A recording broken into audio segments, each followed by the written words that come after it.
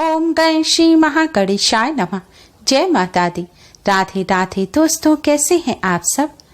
दोस्तों, शारदीय नवरात्रि का पर्व इस बार 7 अक्टूबर को शुरू हो गया है। इस बार नवरात्रि कुल 8 दिन के होंगे।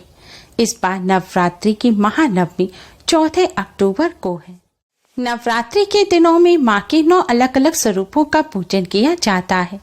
नवरात्रि के पहले दिन घट की स्थापना का नवरात्रि व्रत और पूजन प्रारंभ किए जाते हैं और माता रानी को अपने घर आमंत्रित किया जाता है। किसी भी शुभ और मांगलिक कार्य को करने से पहले घट की स्थापना अवश्य ही की जाती है। दोस्तों, देवी भागवत पुराण के अनुसार नवरात्रि के पावन पर्व पर माता रानी धरती पर भ्रमण करती हैं और अपने भक्तों के घर में विराजमान होते हैं। नवरात्रि के 9 दिन माँ दुर्गा को समर्पित होते हैं।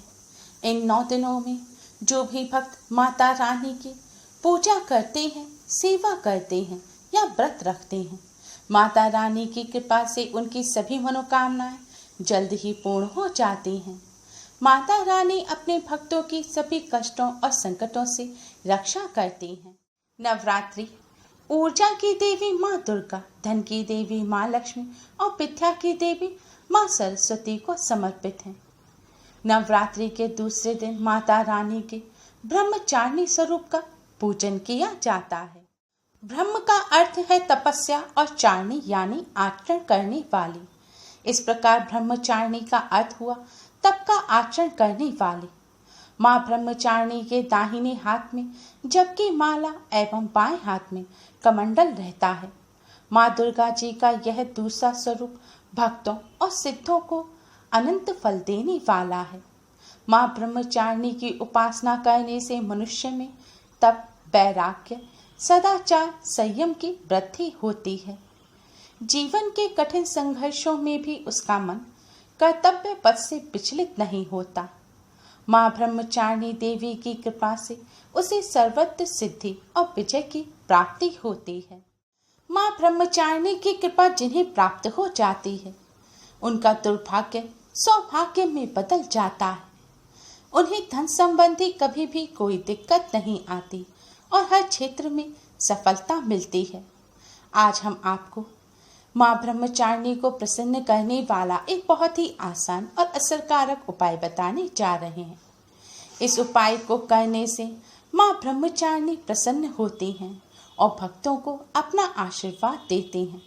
माँ ब्रह्मचारिणी के साथ ही धन की देवी माँ लक्ष्मी की भी असीम कृपा प्राप्त होती है और घर से गरीबी और दरिद्रता दूर हो जाती है। माता रानी के जो भक्त नवरात्रि के व्रत भी नहीं रख पा रहे हैं, उन्हें भी माता रानी का पूजन नवरात्रि के दौरान अवश्य ही करना चाहिए। नवरात्रि के दूसरे दिन इस बार बहुत ही अद्भुत संयोग बन रहे हैं। इस बार त्रिपुष्कर योग और स्वार्थ सिद्धि योग दोनों ही योग नवरात्रि के दूसरे दिन बन रहे हैं। त्रिपुष्कर योग को काफी शुभ माना गया है। इस दौरान किए गए कार्यों में इंसान को सफलता प्राप्त होती है। 3 ग्रहों के मिलने से यह योग बनता है और खासकर रविवार या शनिवार के दिन अगर यह योग आता है तो इससे जबरदस्त फायदा होता है। और स्वार्थ सिद्धि योग भी बहुत ही शुभ योग है। स्वार्थ सिद्धि योग के दौरान माता रानी की पूजा करने से माता रानी की कृपा से सभी इच्छाएं और मनोकामनाएं जल्द ही पूर्ण हो जाती हैं। दोस्तों, आप भी नवरात्रि के दूसरे दिन माँ ब्रह्मचारिणी की कृपा प्राप्त करने के लिए माँ ब्रह्मचारिणी के सामने बस यह एक छोटी सी चीज रख दें। दोस्तों, यह छोटी सी चीज माता रानी के सामने रखने से पहले अगर आपने अपने घर में घट की स्थापना की है तो सबसे पहले घट के सामने दीपक जलाकर घट में स्थापित समस्त देवी देवताओं, भगवान श्री गणेश, नवग्रह और नवदुर्गा माँ का पहले पूजन करें। अगर आपने अखंड ज्योत जला रखी है तो आपको अलग से दीपक जलाने की कोई आवश्यकता नहीं है। आप ऐसे ही घट का पूजन करें। पूजन करने के लिए घट पर सबसे पहले कुमकुम से तिलक करें, फिर अक्षत पुष्प अर्पित करें। इसके बाद घट में स्थापित समस्त देवी देवताओं को फल मिष्ठान का भोग लगाएं। घट में स्थापित देवी देवताओं का पूजन करने के पश्चात आप माँ ब्रह्मचारिणी का पूजन करें। माँ ब्रह्मचारिणी की आपके यहाँ कोई भी प्रतिमा हो तो आप उन्हें सबसे पहले स्नान कराएं। माँ ब्रह्मचारिणी की प्रतिमा ना हो तो माता रानी, माँ दुर्गा, माँ लक्ष्मी जी की आपके यहाँ प्रतिमा हो तो सबसे पहले आप उन्हें स्नान कराएं। माता रानी को स्नान कराने के बाद आप उन्हें स्वच्छ वस्त्र पहनाएं और उनका श्रृंगार करें। अगर माता रानी की आपके यहाँ कोई तस्वीर है तो आप उन्हें साफ कपड़े से पोंछें और उसके बाद लाल चुनरी उड़ाकर माता रानी को मंदिर में या फिर चौकी पर स्थापित करें।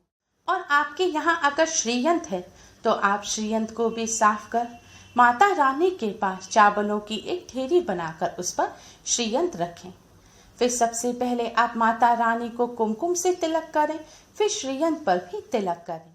तिलक करने के पश्चात दोस्तों आपको एक लाल रंग का पुष्प अपने दाहिने हाथ में ले लेना है और थोड़े से साबुत चावल भी आपको पुष्प के साथ अपने हाथ में लेने हैं। जी हाँ दोस्तों, ध्यान रखें पुष्प लाल रंग का होना चाहिए। आप कैसा भी पुष्प ले सकते हैं। अगर कमल का पुष्प है तो अति शुभ रहेगा। पुष्प हाथ में लेने के बाद आप माँ ब्रह्मचारिणी के इस मंत्र का 11 बार जाप करें। मंत्र इस प्रकार है। या देवी सर्वभूतेषु माँ ब्रह्मचारिणी रूपेण संस्थिता नमस्तस्यै नमस्तस्यै नमस्तस्यै नमो नमः। एक बार ध्यान से मंत्र को फिर से सुन लीजिए। मंत्र इस प्रकार है। या देवी सर्वभूतेषु माँ ब्रह्मचारिणी रूपेण संस्थिता नमस्तस्यै नमस्तस्यै नमस्तस्यै नमो नमः। दोस्तों आपको इस मंत्र का 11 बार जाप करने के बाद अक्षत और पुष्प को माता रानी के चरणों में चढ़ा देना है। पुष्प चढ़ाने के बाद आपको माता रानी को भोग लगाना है। भोग लगाने के लिए आपको एक पात्र में शक्कर लेनी है और एक पात्र में पंचामृत लेना है। पंचामृत बनाने के लिए आप 2 चम्मच दूध लें, 1 चम्मच दही लें, आधा चम्मच शहद लें, आधा चम्मच शक्कर लें और कुछ बूंदे उसमें शुद्ध घी की डाल लें। अब इसमें थोड़ा सा गंगा जल भी डाल दें। इस तरह पंचामृत तैयार हो जाएगा। अब आप माँ ब्रह्मचारिणी को शक्कर और पंचामृत का भोग लगाएं। भोग लगाने के बाद अब आप माँ ब्रह्मचारिणी को प्रणाम करें। नवदुर्गा माँ को प्रणाम करें। माँ आदि शक्ति दुर्गा, धन की देवी माँ लक्ष्मी और विद्या की देवी माँ सरस्वती को प्रणाम करें। इसके बाद माता रानी के सामने मस्तक झुकाकर आपको अपनी सभी समस्याएं माता रानी के समक्ष कह देनी है। दोस्तों आपको माता रानी के सामने जमीन पर मस्तक झुकाना है और अपनी मनोकामना भी माता रानी के समक्ष बोल देनी है। दोस्तों देवी भागवत पुराण के अनुसार नवरात्रि के दूसरे दिन माँ ब्रह्मचारिणी का इस विधि से पूजन करने से, यह छोटी सी चीज माता रानी को अर्पित करने से माँ ब्रह्मचारिणी की कृपा से लंबी आयु प्राप्त होती है। दुर्भाग्य सौभाग्य में बदल जाता है। हर क्षेत्र में सफलता मिलती है। मनुष्य को विपत्तियों से लड़ने की ताकत मिलती है। माँ ब्रह्मचारिणी की कृपा से सभी दुश्मन परास्त हो जाते हैं और घर में खुशियां आती हैं। धन की देवी माँ लक्ष्मी की कृपा से घर में धन धान्य के भंडार भर जाते हैं। पूजन करने के बाद जब दीपक शांत हो जाए तो आपने माता रानी को शक्कर और पंचामृत का जो भोग लगाया है, इस भोग को आपको अपने परिवार सहित प्रसाद के रूप में अवश्य ही ग्रहण करना है। और माता रानी को जो पुष्प और अक्षत अर्पित किए हैं, इन पुष्प और अक्षत को अगले दिन आपको अपने धन रखने के स्थान पर रख देना है। दोस्तों ऐसा करने से आपके घर में धन की दोगुना चौगुना अनादि वृद्धि होगी और धन संबंधी सभी समस्याएं दूर हो जाएंगी। धन का लाभ होगा, घर में सुख समृद्धि आएगी। दोस्तों नवरात्रि का पावन पर्व माँ आदि शक्ति दुर्गा को प्रसन्न कर उनका आशीर्वाद प्राप्त करने का पर्व है। आप सभी नवरात्रि के पावन पर्व में माता रानी की कृपा प्राप्त करने के लिए नवरात्रि के दूसरे दिन माँ ब्रह्मचारिणी का पूजन अवश्य ही करें। माता रानी की कृपा जिन्हें प्राप्त हो जाती है, उनके लिए जीवन में कुछ भी असंभव नहीं रहता। इसलिए आप भी जीवन में सफलता प्राप्त करने के लिए माता रानी का इस विधि से पूजन करें। उम्मीद है आपको हमारी ये वीडियो पसंद आई होगी। प्लीज़ लाइक करें, हमारी इस वीडियो को अपने फ्रेंड्स और रिश्तेदारों में ज़्यादा से ज़्यादा शेयर करें, जिससे वह भी इसका लाभ उठा सकें। हमारी और भी वीडियोस के लिए हमारे चैनल को सब्सक्राइब करना ना भूलें। Thanks for watching. Radhe Radhe. जय माता दी।